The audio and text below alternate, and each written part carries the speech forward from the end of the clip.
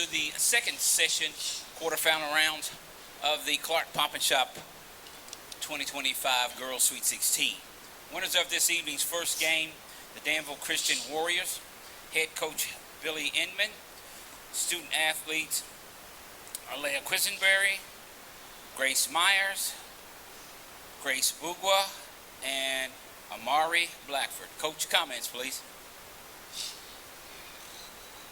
I don't think I have any. Praise God. That was unbelievable. I told them, I hope they remember this forever.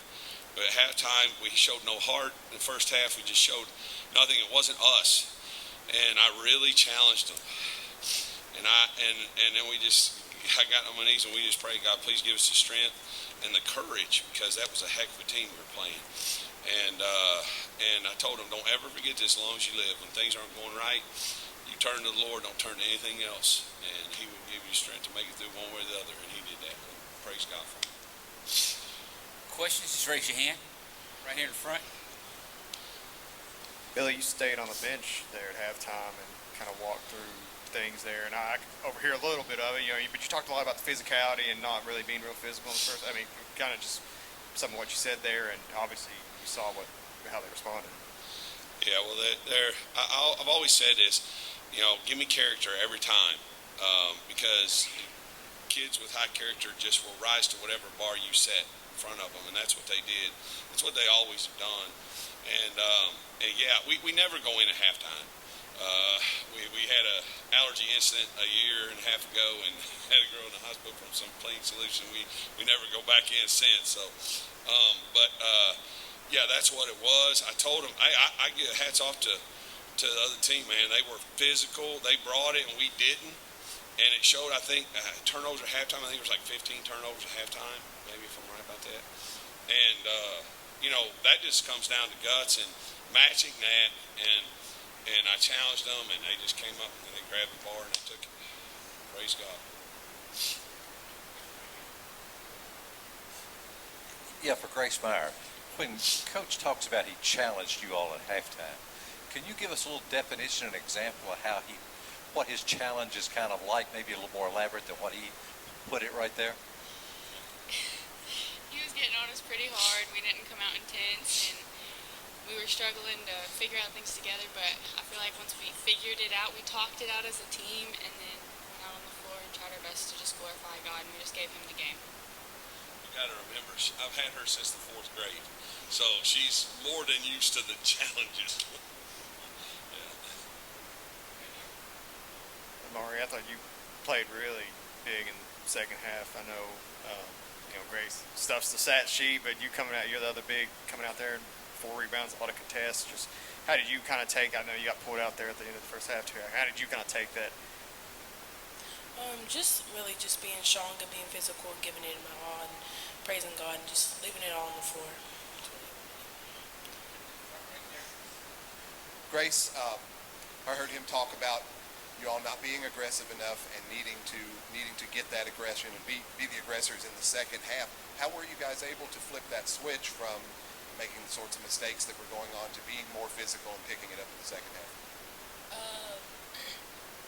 I think our main thing this year is being Joshua as a character in the Bible, and it talks about being strong and courageous. So I think just coming in stronger and bolder and stepping up to the challenge that the other team gives us. And obviously the first half we were playing scared and we weren't matching their physicality, but Coach reminded us that, hey, we're here to glorify God and we gotta play strong because it's big girl basketball now. So I think just being stronger.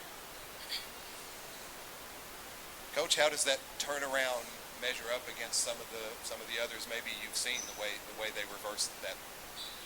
Well, when we were still in the Christian League, we were in the state quarterfinals, and we were down by 16 with 6 minutes to go in the game, and we came back. That's the most incredible comeback I've ever been a part of.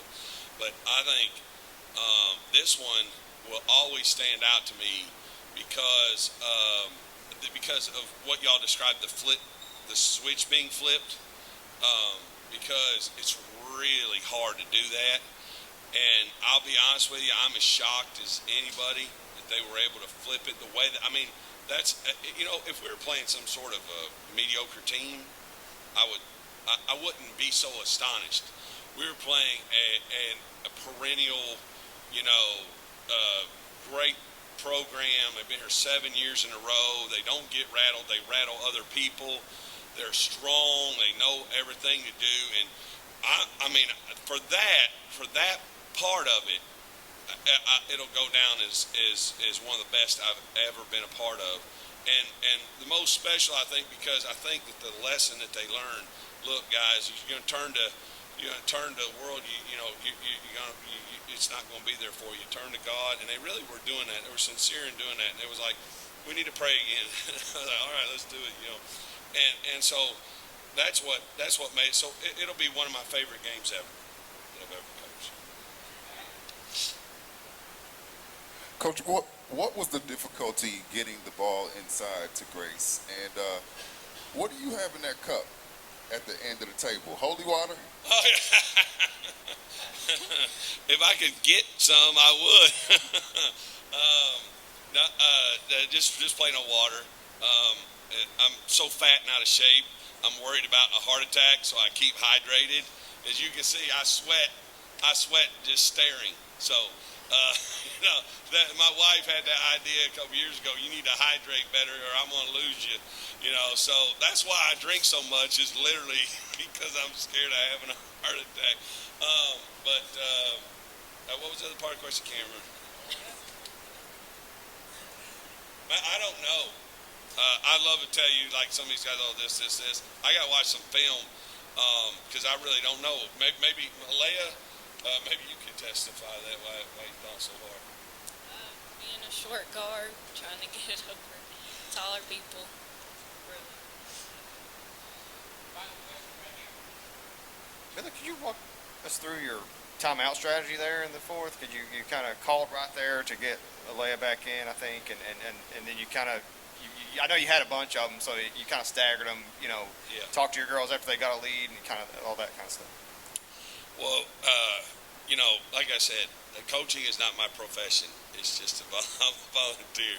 So I'll be honest with you, a lot of times I go by just feel of the game. And there was one that I called timeout. We got up by 3, and I felt like we needed just to stop and let them simmer on the fact that we're up by 3 now, the other team and our team, to kind of reset where we were in the game. Because a lot of times when you're part of a comeback like that, you can actually take it too far on the defensive end and foul where you don't need to because you still feel like you're behind. And so that one was, I didn't want to burn that, but I felt like I really needed to. And then I really probably wished I had that one back that I called timeout because I was afraid they were going to get a turnover, a tie-up on the other. But really it's just a feel. But the one I did just to change the mindset, to say, hey, you're not behind anymore. And for the other team to realize, hey, we are behind now. Just to try and get them in the right frame of mind so they're a little bit more bolder. Coach, we'll end it on that note.